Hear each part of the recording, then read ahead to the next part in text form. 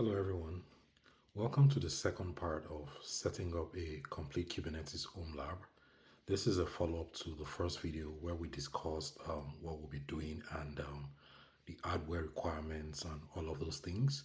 So if you need to watch the first video, you can just jump back on that and have an idea of the configuration and then the basic hardware setup that you need to pull this off.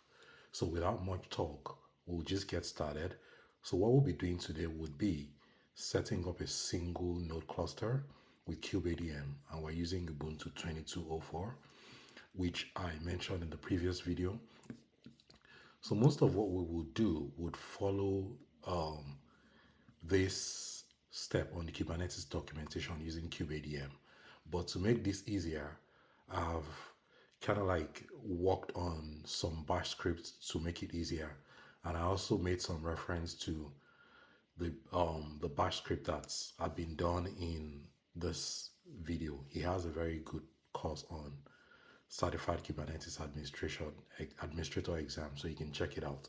So I made reference to some of his scripts and did some customization to make it work for my own use case. So, and for convenience, I have this on a GitHub repository.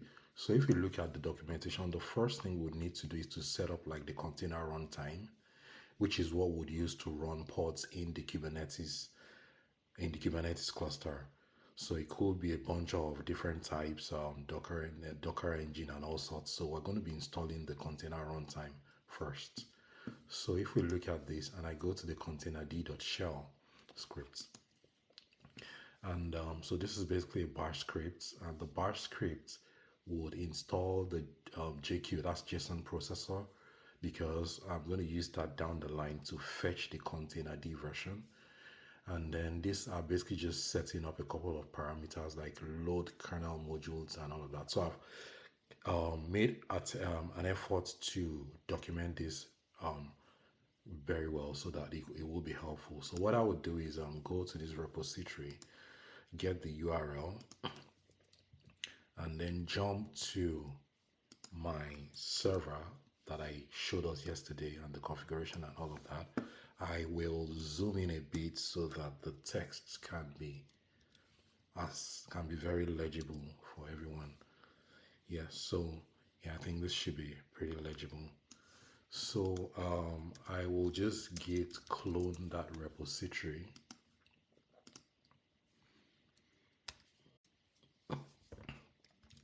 And I have that repository in there. I'll remove the other shell script that I don't need. So now I have that repository clone. So I'll change directory into that repository. And if we list the content, we have the shell script and the README documentation for that repo. So the first thing I'll do is I'll make the shell script executable with the chmod command. So it's chmod and then plus X to make it executable, and I'll point to the file. And with that, I can just run the shell scripts, the containerd shell script to install containerd on the server. I'll put in my password, and that should get the installation going. Okay for that. And then we just wait a bit. It shouldn't take long, and then we would have containerd. So that is done. I can confirm that is installed by doing sudo systemctl status containerd. We see that containerd is active and running. So yes, that is done. We will move on to the next one, which is to set up like the kube tools. And if we look at that, the kube tools, so it's basically going to install the trio, I like to call them the kubelets, that would do the assigning of the pods to appropriate nodes, the Kubeadm tool, which is what we're going to use to set up the cluster, and then the kubecl tool, which is the client that you would use on servers or systems to communicate with the Kube API server. So I will just jump into that and run that. I'll also chmod that to make it executable, chmod plus X, and then in this case it will be cube tools. And if I list it, you can see how it's become green. That means it's now executable. So I will also run that, and by just pointing to the cube tools shell scripts, and that would basically get all those things installed. I would OK that, would give us the kubelet, would also have Kubeadm and also kubectl clients. So we can see that it's doing all of that, and we should be done in a moment.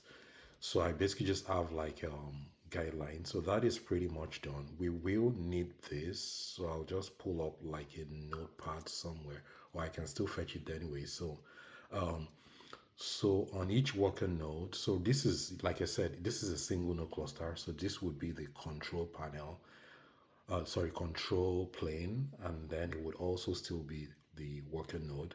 So what I would then do is use Kubeadm tool to initialize the cluster, and I would use this command. I'll just basically use the default setup. I won't specify the IP range and all of those things. So I can do sudo Kubeadm init, and this would initialize the cluster, get pretty much everything that we need set up for this to be like the control. So this would only be run on the control plane, because this would set up like all the things that would need to get the cluster going, the things that would turn this VM basically into a Kubernetes cluster and making this particular machine the control plane. That's why I also labeled the machine name control, so that we know. So I would run that, and this takes a few minutes. It's going to run a couple of things in the background. Whilst that is going on, we can just look at the kube tools again. So it's installing kubelet, like I mentioned, Kubeadm and kubectl, and basically using the default CRI-CTL tool to configure containerd as the default runtime. And let's see how that is going. So we can see that that is done, and then we have this command, which is the join tool, which we would use to allow other nodes to join this cluster. I usually like to keep that somewhere, so I would open Sublime Texts or any other text editor of your choice. I will keep this somewhere because we might need it in the future, although there's other commands that we can actually use to regenerate it if we need to, but I'll just keep it there. So there are instructions on what we need to do next. The first instruction really says should make a directory in the home, in that home, the home of that user, and create a .q folder. So I'll copy that and I would run that, get that set up, and then it's going to pick the Kubernetes admin configuration from the etc Kubernetes admin conf and put it in that Q folder in config file in the directory that we just created earlier. So I'll put that in there, and this is just basically to change ownership of that file, and then we put that there. And with this, we should actually be able to at least run basic kubectl command. So let's just see, let's try that kubectl get nodes and see if, so yes, we now have kubectl running. We have this cluster set up, but we would see that the node is not yet ready, so it's going to take a bit of time. But whilst that is going on, we will install. So we need like a network. That network layer is pretty much what would form like the network kit, apart from the ones that are using software-defined networking bits. So the other software-defined network. So if I go to this part, I think I have it in one of my earlier, yes. So we're using Calico as our network layer for the cluster. So I would copy that, and I would just run that so that we can get the networking set up. In another video, I can talk in detail about the networking bit, but I don't want this video to be too long, so we just get the cluster set up and we can move on. So I would apply that, and that is going to create a couple of custom resource definitions in Kubernetes, some deployments, some daemon sets, and all of that. So we can use kubectl get pods -a to see all the pods in the cluster. And we can see that those are gradually coming up. Whilst we're waiting for that, let's also check and see how the node is doing. So if we get nodes, we can see that the node is ready. We can actually even do kubectl describe node control to just get a bit more information about the node, so we can see kubelet is not ready, node controller, kube proxy, and all of those things are ready. So let's check the status of the networking of Calico that we just deployed. And Calico is also set to go. So that is pretty much it. We have our cluster ready. If I look at the documentation that we had, like the guides, this says we deploy a simple application on the cluster. So let's just run like a simple Nginx application. So I would run Nginx by doing kubectl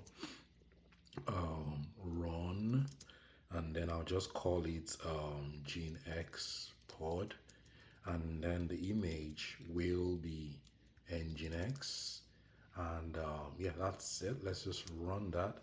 And if we do kubectl get pods, now I'm not using the -h, I just want to get the ones in the default namespace, and we can see that it's still pending. It's probably just trying to pull the Nginx image down from Docker hub.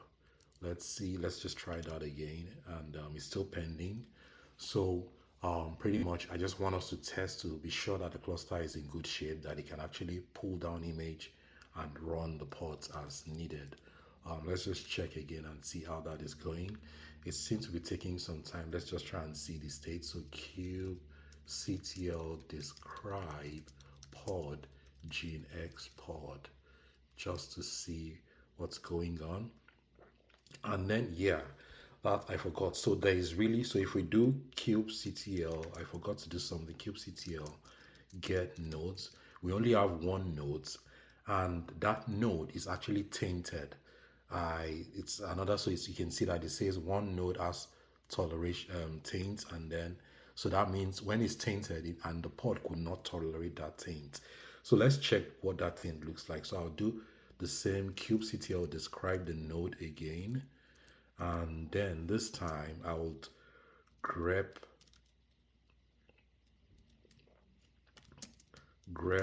for taints. I'll look for taints, and we can see that this node has a taint that no schedule, because by default it's the Kubernetes doesn't want you to schedule pods on the control plane. They just want the control plane to only run like the system pods and all of that. But because I only have one node, I want this node to pretty much run everything. So I will copy this and I'm going to remove that taint. So if I copy that taint and I do kubectl taints control, that's the name.